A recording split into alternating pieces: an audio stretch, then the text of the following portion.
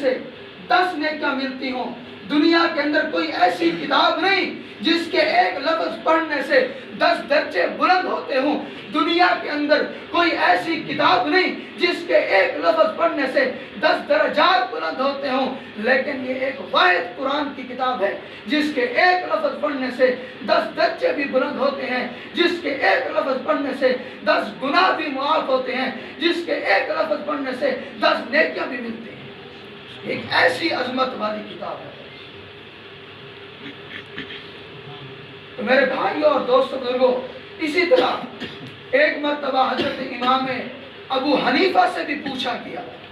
مجھے یہ واقعہ یاد آ گیا، جب حضرت امام ابو حنیفہ سے لوگوں نے سوال کیا کہ امام صاحب آپ نے اس قرآن کو کیا سمجھا، تو حضرت امام ابو حنیفہ بڑے پریشان ہو گئے کہ کیسا سوال کر رہے ہیں۔ پھر پوچھا کہ اے امام صاحب یہ قرآن آسان ہے یا مشکل ہے؟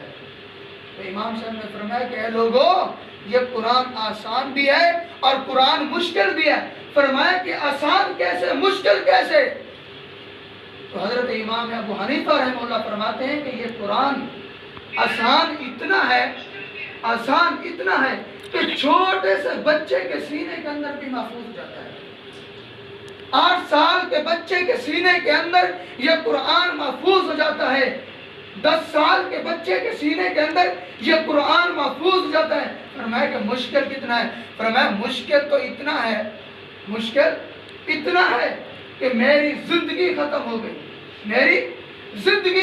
گئی۔ میں اس قرآن کے مسائل نکالنے پہ بڑا ہی زور لگایا ہوا ہے، بڑا وقت لگا ہے، لیکن مجھ سے اس قرآن کے مسائل حل نہیں ہو سکتے، مجھ سے اس قرآن کے مسائل پورے نہیں اتر سکتے۔